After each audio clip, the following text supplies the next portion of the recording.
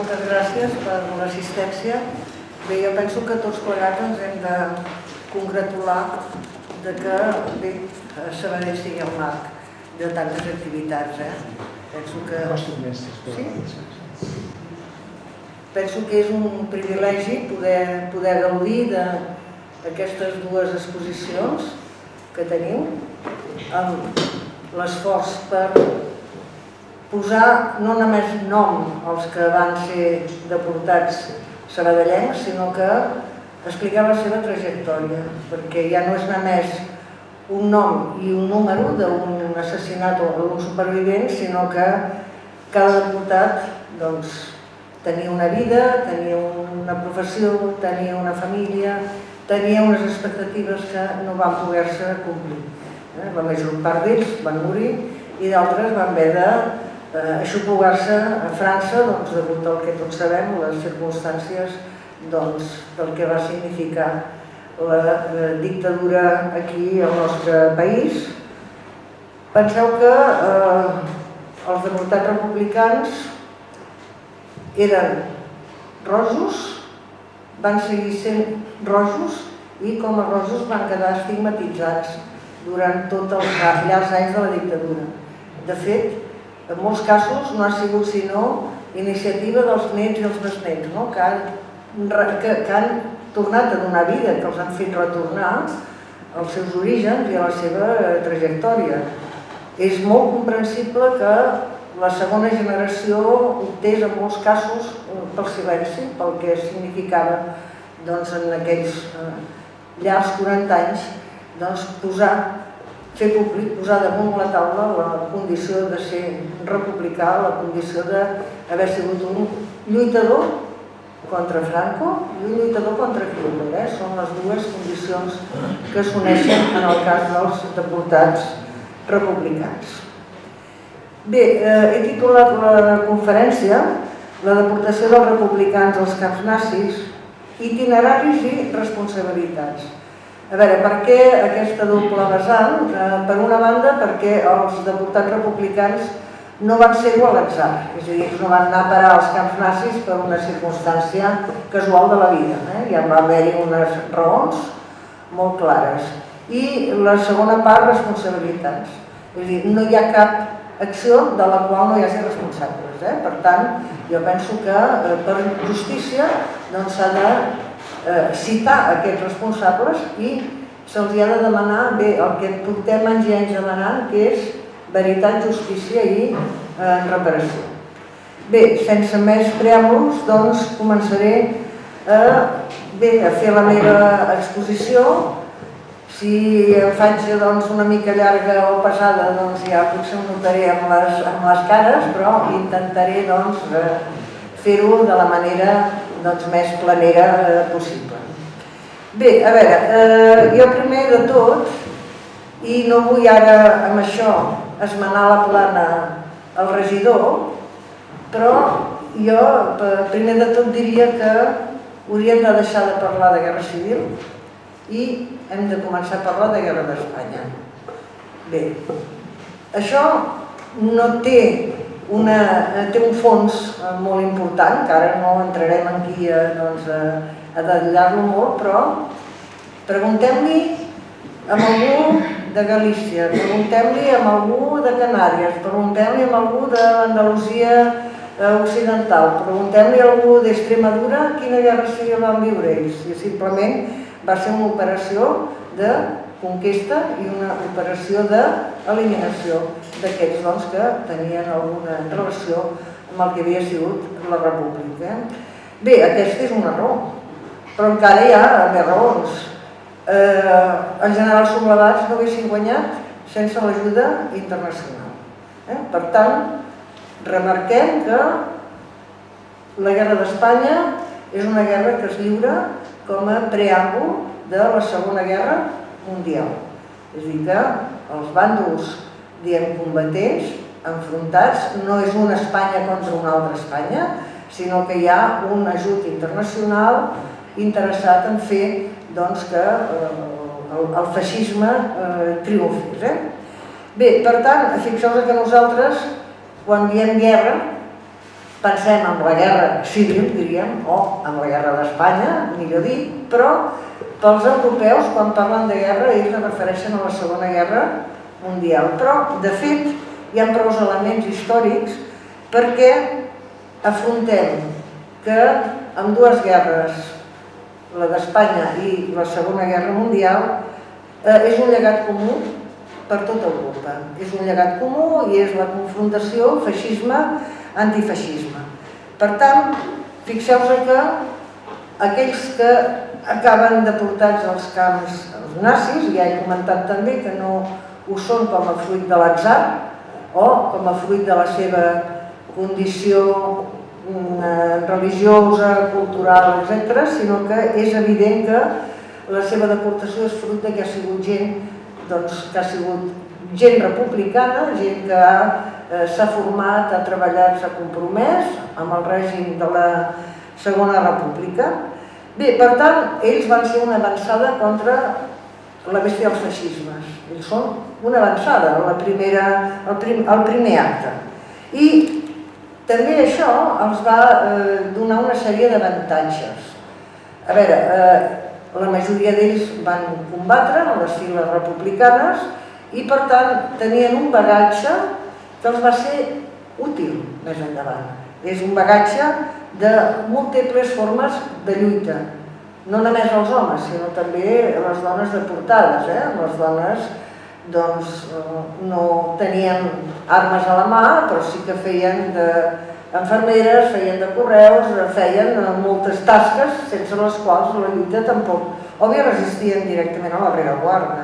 Sense aquestes tasques és evident que una guerra no se sosté.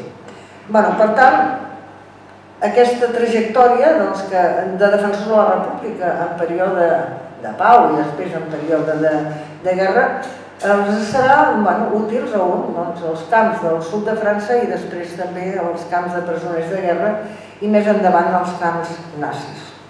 Per tant, ells qui eren? La majoria d'ells, i si us fixeu en les biografies tan rigoroses que hi ha dels sabadellencs aquí a l'exposició, la majoria era una generació jove, era una generació que va ser defensora fins al final de la Segona República i que, per tant, no podem parlar que va ser donar un caràcter d'episodi, sinó que és una trajectòria profunda, una trajectòria molt endinsada dintre del seu pensament. Per tant, fixem-nos que no calen i no són massa útils lamentacions, lamentacions sobre el patiment que hi és, sobre la maldat dels botxins que hi és, sinó que el seu càstig va venir donat perquè van ser defensors d'uns principis i d'unes idees. Contra ells es van cometre crims, diríem, incommensurables, són crims contra la humanitat. Aquests crims no prescriuen, no pot haver-hi oblit polític i no pot haver-hi oblit social ni cultural. Bé, aquest dolor que patiran els republicans, que van patir els republicans, tampoc va ser un dolor aïllat. El dolor es va universalitzar. O sigui, són uns anys en què el dolor té un caràcter universal. Per què? Perquè els anys 30 a Europa són els anys dels exilis, d'aquells exilis els que havien de fugir primer de la Itàlia de Mussolini, després de l'Alemanya de Hitler, després de l'Àustria ocupada pels nazis, fugitius, perseguits, polítics o bé per raons culturals o religioses, com era el cas dels jueus. Per tant, fixeu-vos que aquests anys 30 són uns anys tremendos a Europa d'exilis forçats, amb uns periples inenarrables pel dolor que van patir, per les conseqüències que van patir. Bé, en aquest món tan complex d'aquests exilis, doncs ens trobem que gairebé mig milió de republicans han de travessar justament ara acabem de fer l'aniversari del que es coneix com la retirada. Entre la darrera setmana de gener i les primeres de febrer, gairebé mig milió de republicans han de travessar, amb les condicions que no explicaré, que tots les hem vist, documentals, ho hem llegit, etc., han de travessar la frontera. Bé, i això és molt important, és l'exili més gran de la història d'Espanya. No hi ha hagut cap altre exili a la història d'Espanya d'aquestes dimensions.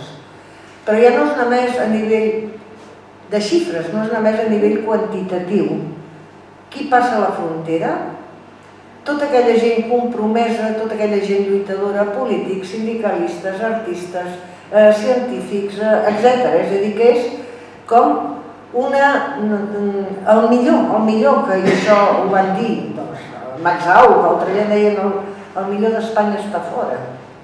Era tota una generació il·lusionada, lluitadora, etc., compromesa, que desapareix del país. Això què vol dir? Que les repercussions són molt llargues, són repercussions a llarg termini. Bé, aquest exili havia de ser...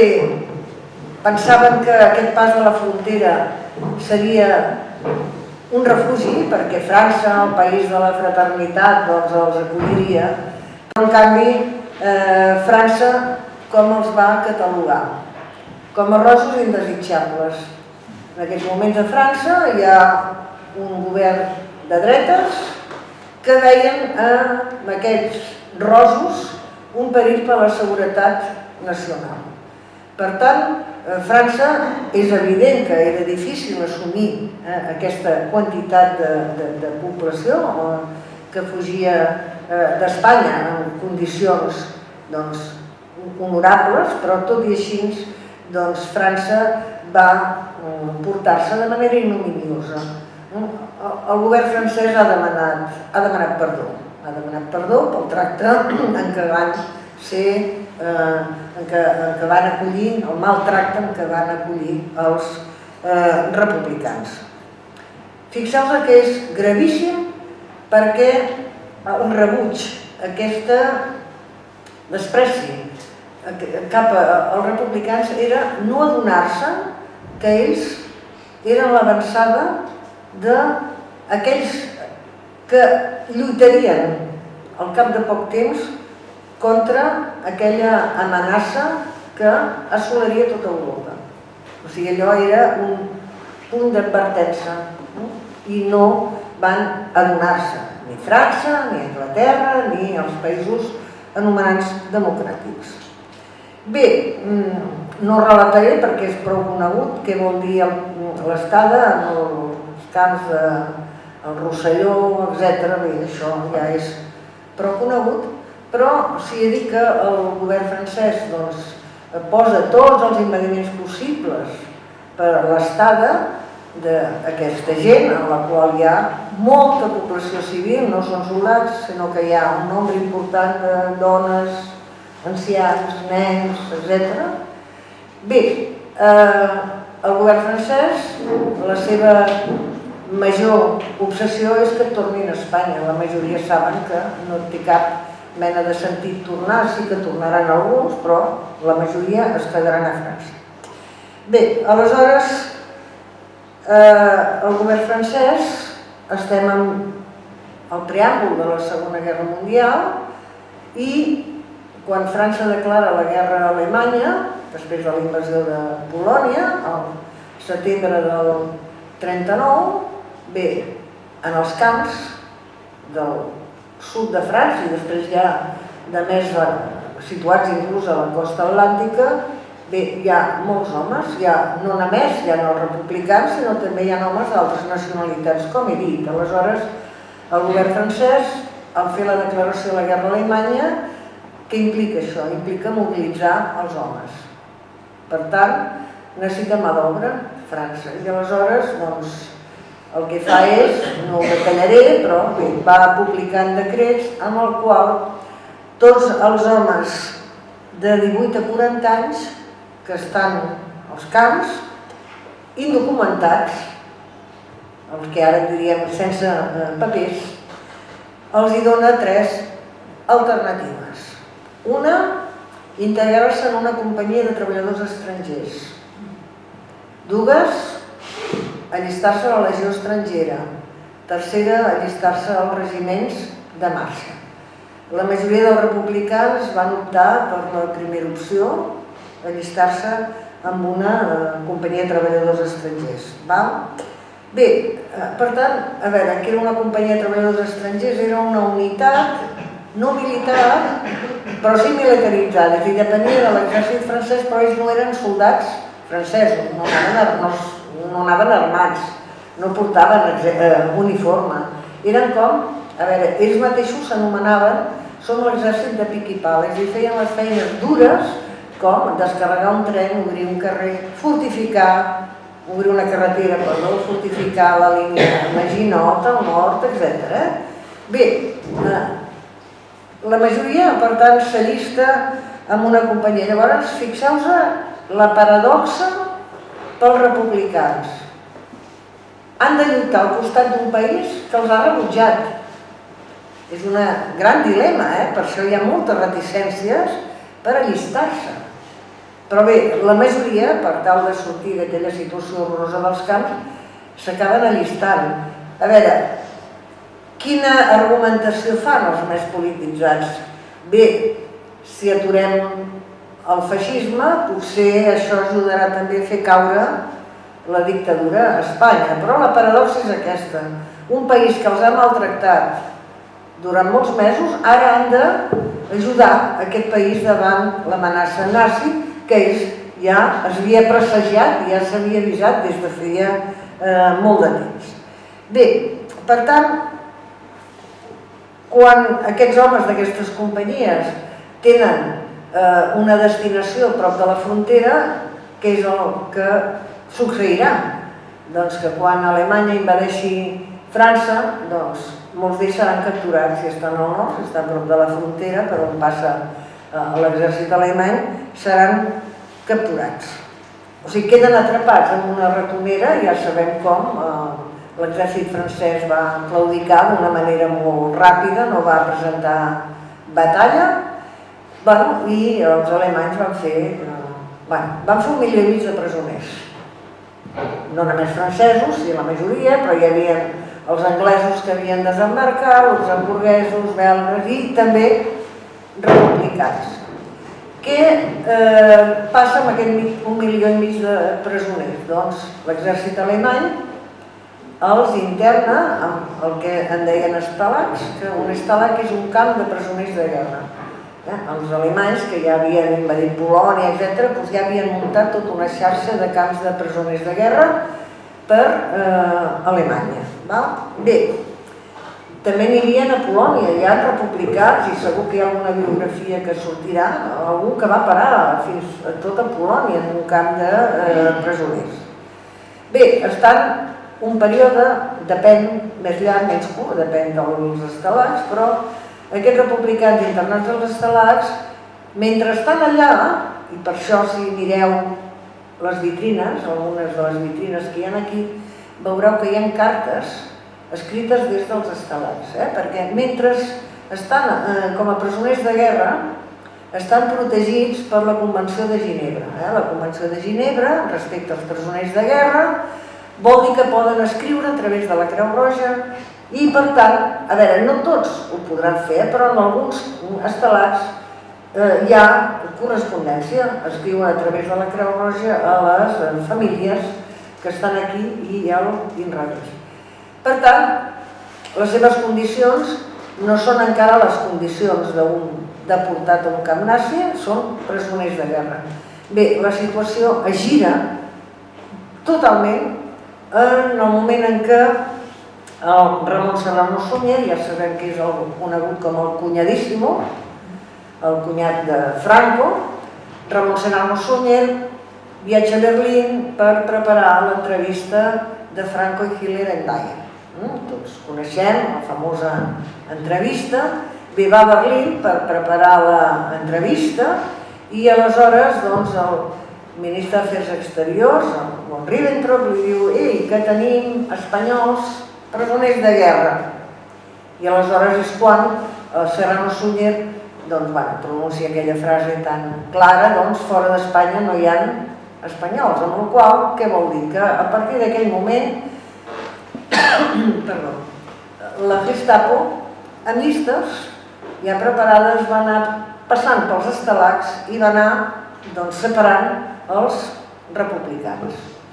Van perdre, i el dia següent d'aquesta entrevista de Serrano Suñer a Berlín hi ha una ordre del cap de la Gestapo i en aquesta ordre diu clarament que els rojos espanyols, els antics brigadistes internacionals, etc., perden, deixen de ser presoners de guerra i poden ser condemnats a treballs forçats, etc. Per tant, hi ha una causa molt directa. Bé, ara, no puc estar de comentar també que l'altre responsable, m'estic ja adelantant, però l'altre responsable de la deportació dels republicans als camps nazis és Petén, el govern col·laboracionista de Petén. Mentre els ha fet servir com a auxiliars de l'exèrcit, els ha utilitzat, però després, quan signa l'armistici, no hi ha cap, hi ha clàusules que refereixen als presoners de guerra francesos, però no n'hi ha cap referida a aquells que també han servit de l'exèrcit francès, però que no són francesos. Per tant, Petén, també, ja hem vist, Serrano Suñer, govern de Franco, segona pota de la responsabilitat, el mariscal Petén. Bé, després d'això succeeix al setembre, entre els mesos de setembre i octubre és quan queda segellada la sort d'aquests republicans presoners de guerra i a partir de llavors fins al gener del 41 és quan s'organitzen els convois més nombrosos de republicans cap a Mauthausen. És a dir, la gran onada de deportació dels republicans es produeix durant aquests mesos. N'hi haurà durant tota la Segona Guerra Mundial, fins al 44, però aquests mesos són els mesos dels grans convois a Mauthausen. Ja, si us fixeu també en les biografies d'aquests sabadellencs, ho veureu. Bé, per què van a parar en aquest camp d'Àustria i no van a parar un altre? Els haguessin pogut enviar a un altre camp. Ara penseu que el sistema concentracionari dels nazis són 20 grans camps. Quan dic grans vol dir camps d'unes grans dimensions i amb molts comandos que depenen, o molts subcamps que depenen d'aquest camp central. Bé, Mauthausen és un camp nou, s'ha inaugurat l'any 1938, o sigui, és un camp, els primers camps són del 33, aquest fa poc que s'ha obert, i per què és tan recent? Doncs perquè s'obre el mateix any en què Alemanya s'annexiona a Àustria. I aleshores, què s'ha de fer? Igual com han fet a Polònia, no? S'annexiona un territori, es crea un camp per què? Per tancar-hi l'oposició política austríaca i després hi aniran arribant altres col·lectius. Bé, per tant, els republicans van a parar a Mauthausen perquè al ser un camp central que ha d'abarcar tota la persecució, diríem, d'Àustria, és un camp, els que heu estat o heu vist fotografies ja veureu que és un camp molt gran, per tant, aquests republicans que són homes relativament joves i per tant serà una mà d'obra esclava que servirà per ampliar, és un camp que està en contínua ampliació i per tant hi ha un altre element també que és el fet que a Mauthausen hi ha la pedrera més gran d'Àustria. Per tant, això serà també un al·licient per usar aquesta mà d'obra com a esclava per extreure la pedra que no només servirà per construir el camp, els murs del camp, etc., sinó també per tot Àustria. A Viena, molts carrers empedrats amb pedra que venia de la pedrera de Mauthausen. Per tant, la raó perquè vagin a parar a Mauthausen és que en aquell moment es veu que és una mà d'obra que serà útil pels interessos del nazisme. Mà d'obra, evidentment, esclava.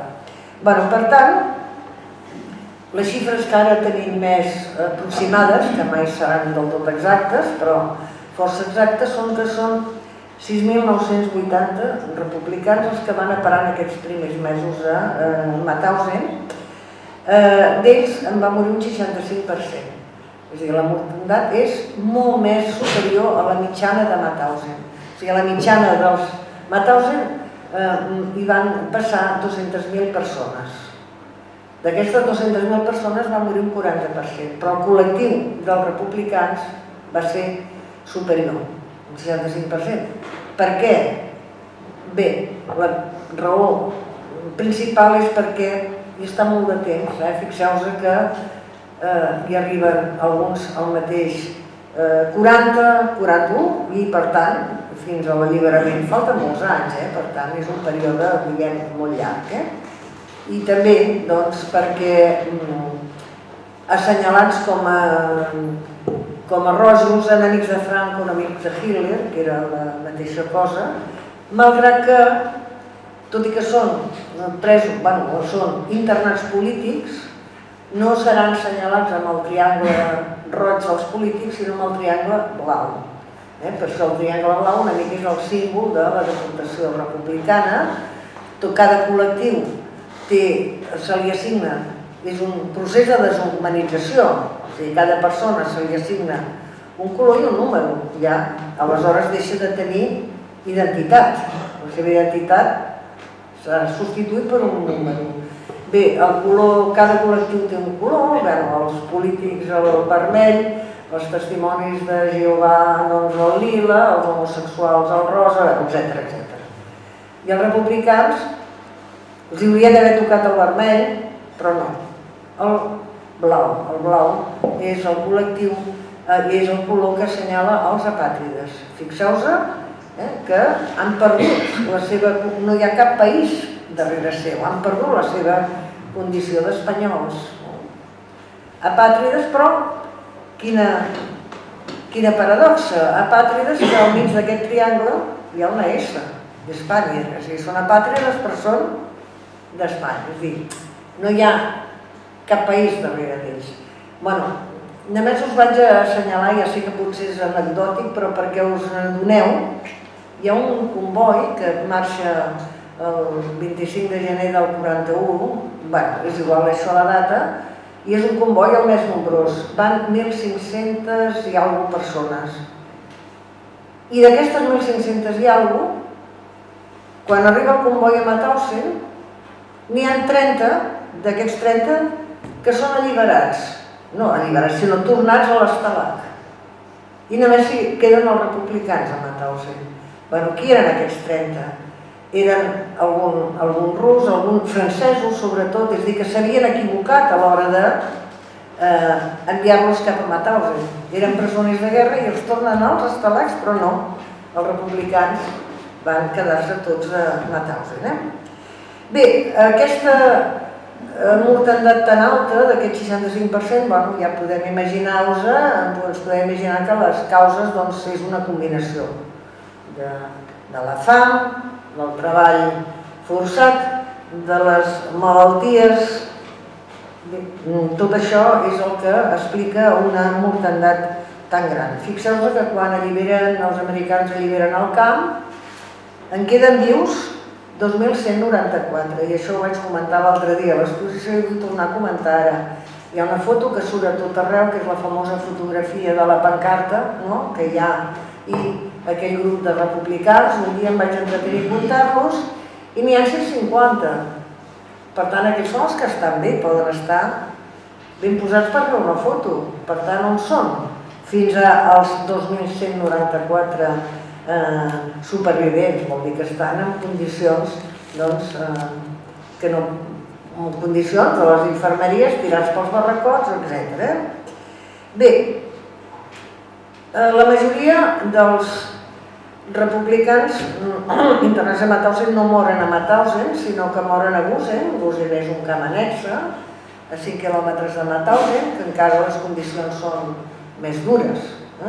Aquells que estan ja afablits, ja que treballen, ja no tenen gairebé forces, són enviats a Gusen i allà és on va morir la majoria de republicans. De fet, a Gusen se li diu el camp dels espanyols, per la gran quantitat de morts que es van produir ja.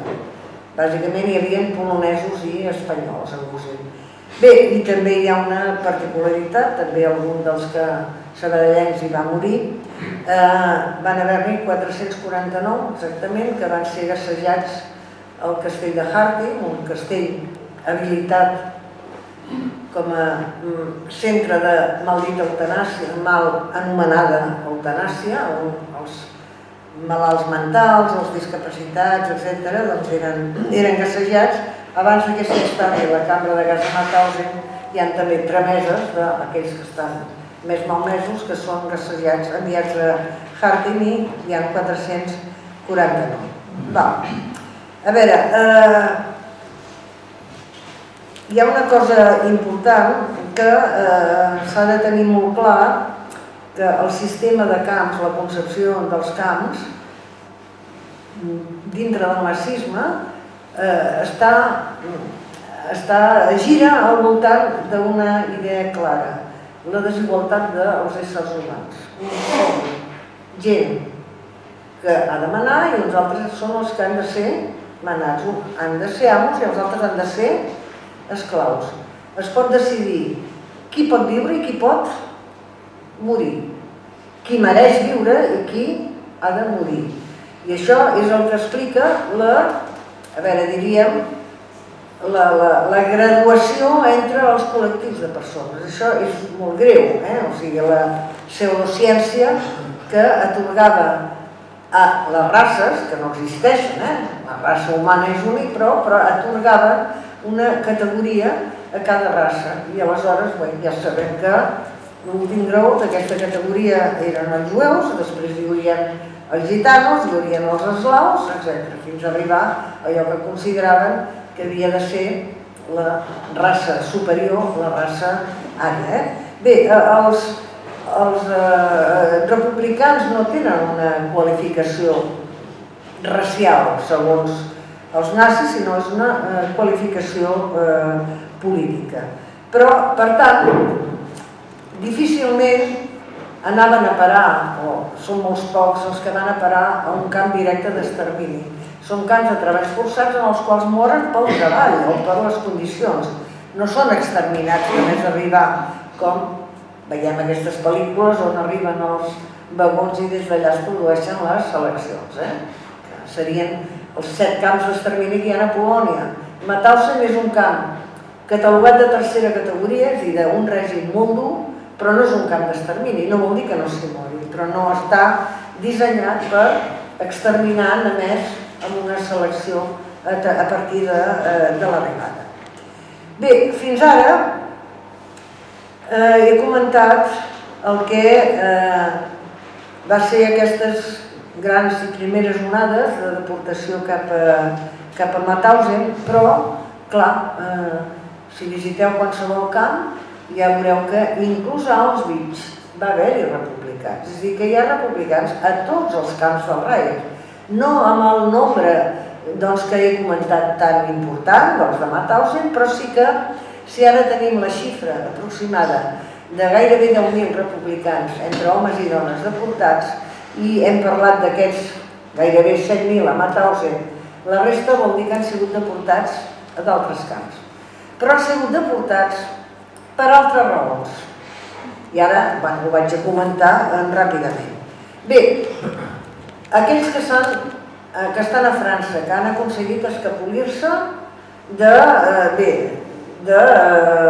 ser capturats pels nazis, aquells que malviuen, s'amaguen, etc. Bé, doncs tots aquests, n'hi ha molts, hi ha moltíssims homes i dones que estan malvivint i resistint com poden a França. Bé, i per tant, dintre d'aquests també sempre pesa l'amenaça, sobretot si estan a la França ocupada, però també Alemanya ocuparà tot França al novembre del 42. Bé, els alemanys fan a França el que fan en tots els països ocupats. També usar la mà d'obra dels països ocupats en interessos propis. Hi ha dues maneres de fer-ho a gran escala. Una, el que en deien el servei de treball obligatori. hi havia una clàusula de l'armistici que deia: per tants homes que vagin a treballar a Alemanya alliberarem tants presoners. Això era, i clar, les autoritats franceses què feien molt sovint?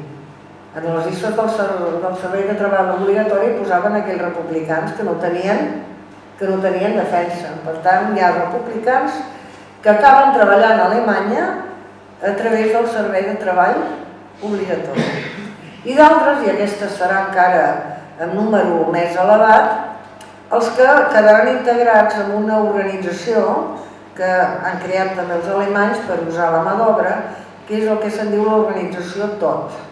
A veure, no sé si em faig pesada. El TOT era un ministre alemany que va morir en un accident d'aviació, era el ministre d'Armament, i quan es mora, per honorar el seu nom, l'organització de producció d'armament, de fortificacions, etc., li posen el nom de TOT.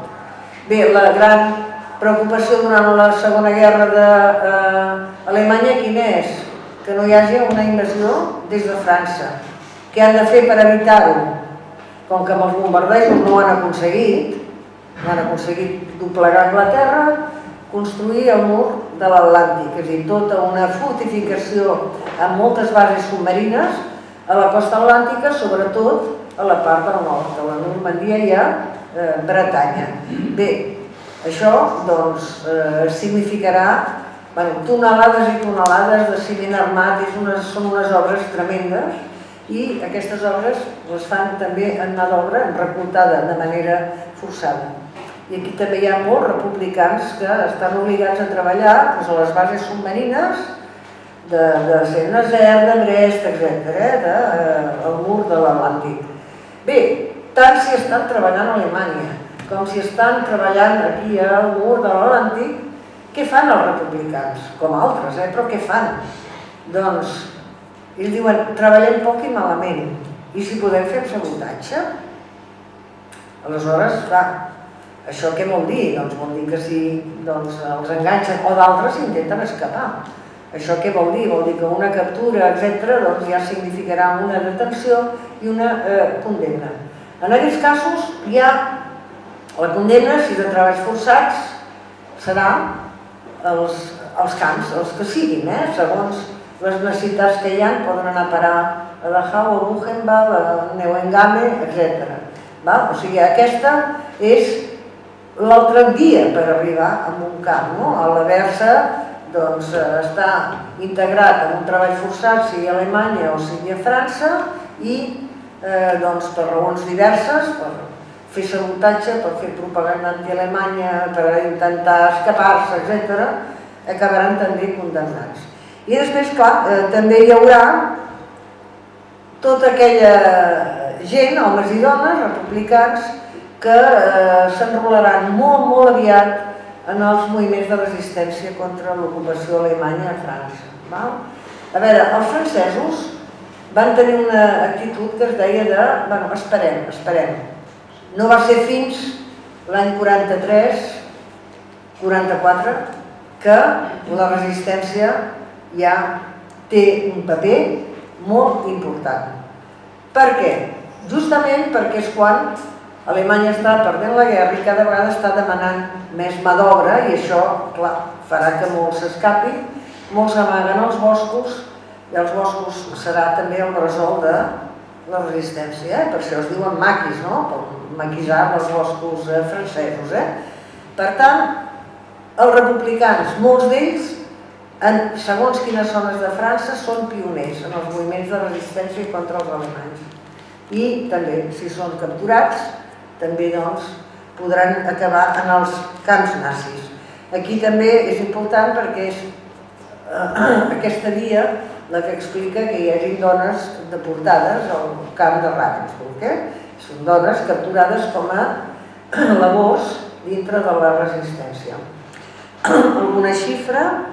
A veure, el camp on hi ha més republicans després de Mauthausen és Dachau, després Buchenwald, Neuengamme, Sachsenhausen, Ravensbrück un centenar de dones, etc.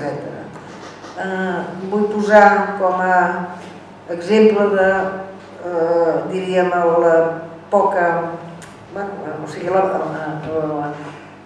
com la veritat ha estat escamotejada aquí, un dels deportats a Sachsenhausen va ser un cap de govern d'Espanya, Francisco Largo Caballero.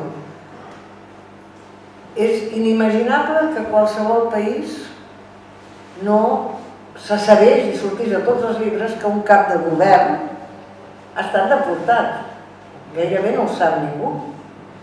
I és, diguem, una mostra d'aquest oblit,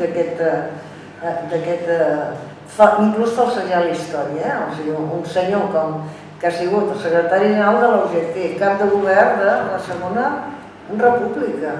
Va ser deportat pels nazis, meu engany. I va sobreviure per casualitat, perquè tenia 70 anys quan va ser deportat.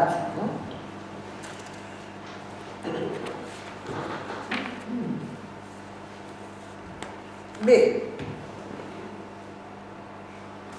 quan els camps són alliberats progressivament des del gener del 45 fins al maig, Mauthausen és l'últim camp alliberat. Per tant, és un plus de patiment. La majoria són alliberats entre abril i maig, però el primer camp alliberat, per això el 27 de gener es commemora el dia de l'Holocaust, perquè és el dia en què els soviètics van alliberar Auschwitz. Bé, els camps són alliberats, els que estan a l'est per l'Exèrcit Roig i els que estan a l'oest pels aliats, depèn de l'abans dels dos exèrcits. Bé, aleshores, immediatament després de l'alliberament, es coneix sols una petita part dels crims. O sigui, cal que passi uns quants mesos en què progressivament s'envien els mateixos exèrcits, s'envien equips de fotògrafs o de cineastes per fotografiar, però és que, bé, es tarda bastant en conèixer el que va ser i sobretot fins que no es posen en primer pla aquelles esgarrifoses imatges que sempre surten de les muntanyes de cadàvers de Bergen-Belsen o el tren aquell ple de cadàvers a Dachau. Bé, no hi ha una consciència de la magnitud dels crims, però encara faltava, i això és encara menys conegut, el coneixement dels crims comesos a la Unió Soviètica quan la invasió de l'exèrcit nazi. Els afusellaments massius a la Unió Soviètica és algo insuperable i es coneix poc. Algunes coses, algunes imatges sí que s'aviu, o bé el que va passar a la mateixa Polònia. Penseu que a Polònia la nació europea amb més jueus van desaparèixer el 90% dels jueus de Polònia. Va ser un genocidi. A la Unió Soviètica els afusellaments massius contra qui es van dirigir? Contra els jueus i contra els comissaris polítics, els comunistes coneguts de cada poble. Bé, si aquest desconeixement va ser bastant comú a Europa, imagineu-vos aquí a Espanya. Aquí a Espanya, el règim de Franco va ser un submís aliat de Hitler i per tant va negar reiteradament i durant dècades i dècades ell i els seus ministres el coneixement que hi haguessin deportats dels camps nazis quan hi ha proves, moltes, evidents que es tenia coneixement. Per tant, com que penso que potser m'hauré allargat una mica massa, us posaré 2 o 3 exemples de proves que hi havia molt clares que els republicans hi havia republicans als camps nazis. Mireu, les cartes aquestes que he comentat que a través de la Creu Roja s'enviaven des dels estelars, no sé aquesta si aquí es veu o està a l'altra cara, però sempre hi ha un segell que posa censura governativa. Què vol dir això? Evidentment, un règim com una dictadura censura tot el que arribi més i ve de fora. Per tant, si hi ha censura sobre totes les cartes que arriben, vol dir que hi ha coneixement de que arriben cartes des dels estelats.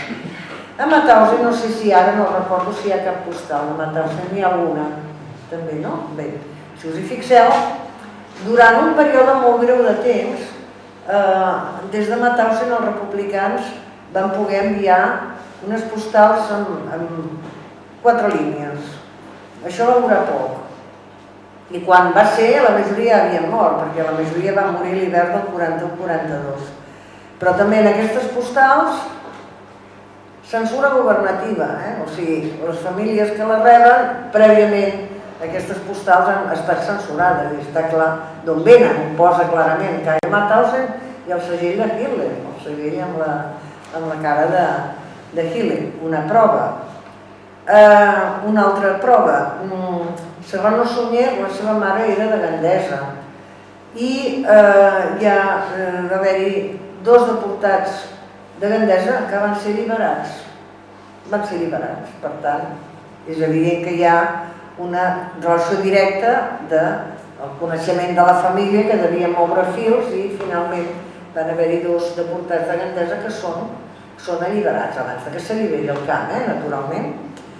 Bé, encara hi ha més proves. A veure, Jorge Semprún, que tots coneixeu, com a mínim sabeu que també va ser deportat a Buchenwald. Ell és deportat com a resistent, per estar involucrat en la resistència a França.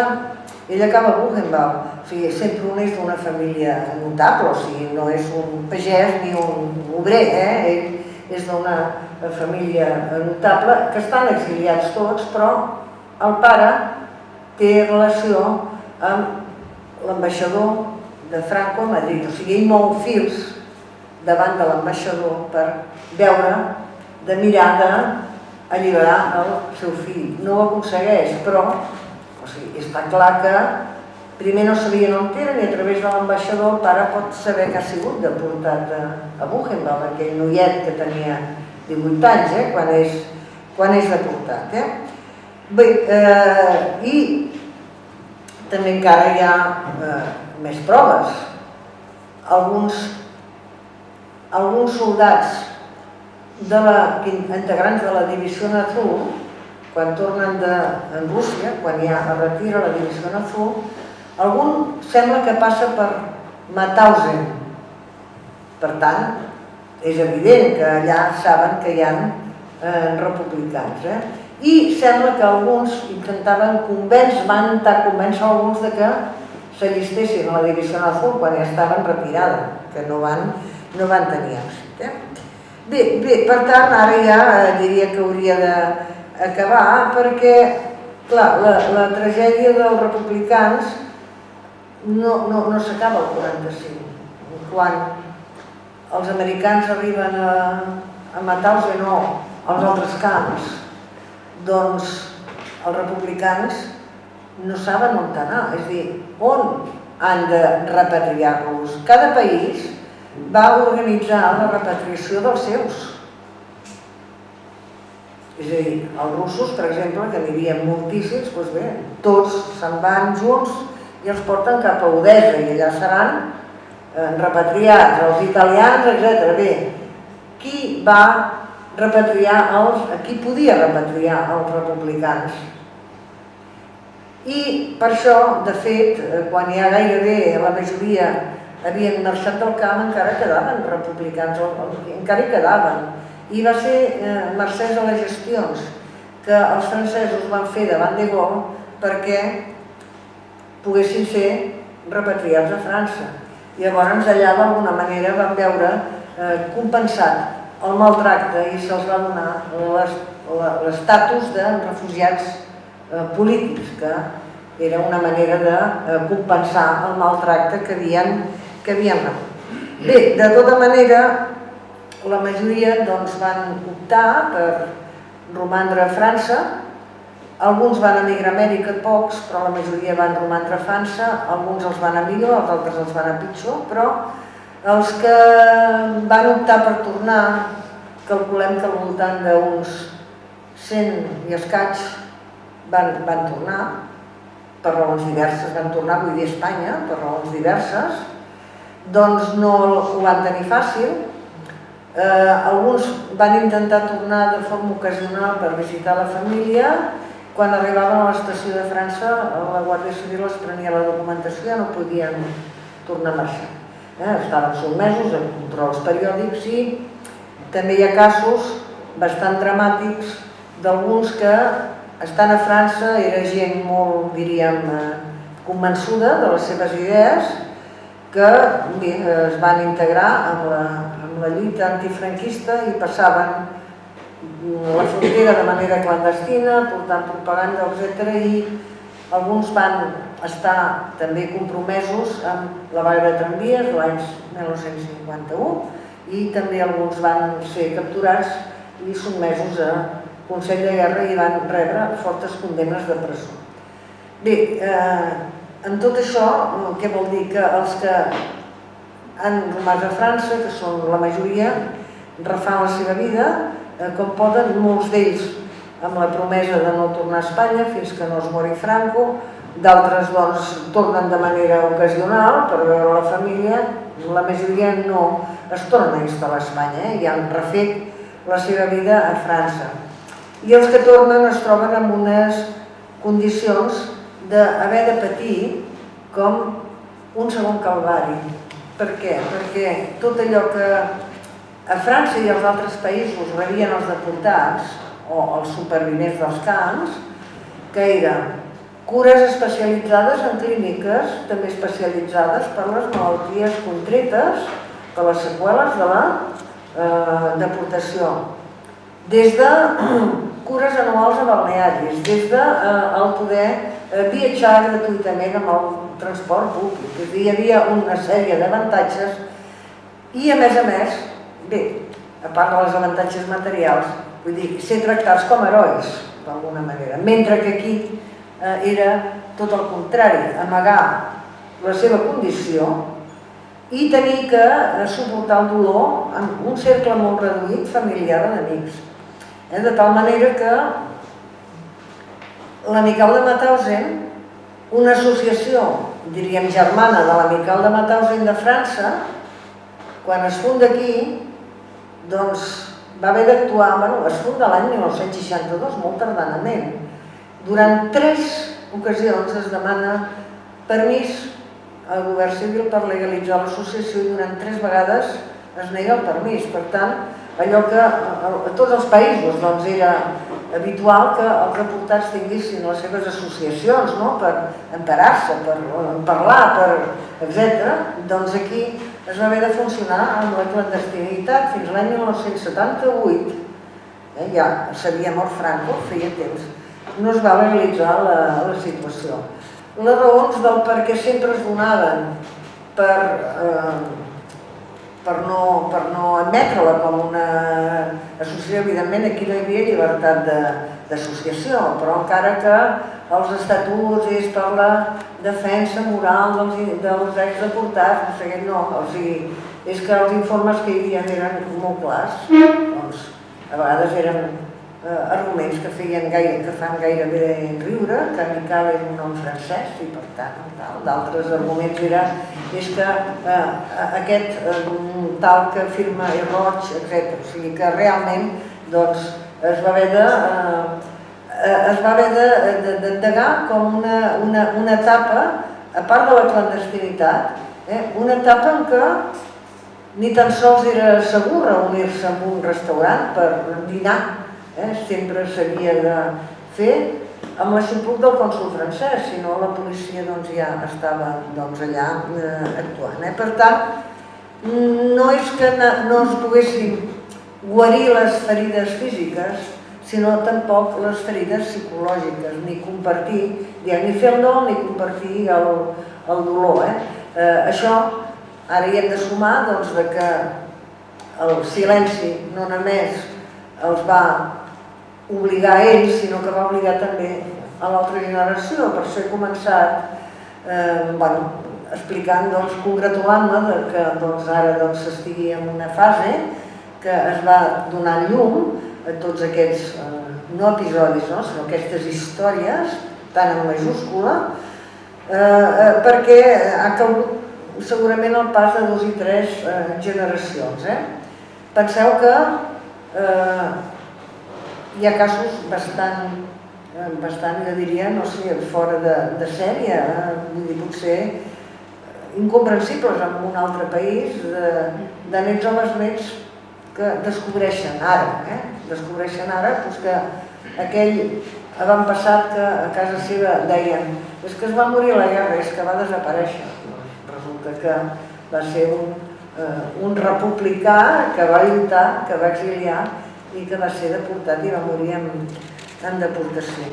Bé, jo ara doncs penso que potser és el moment que pari de parlar i si teniu alguna qüestió.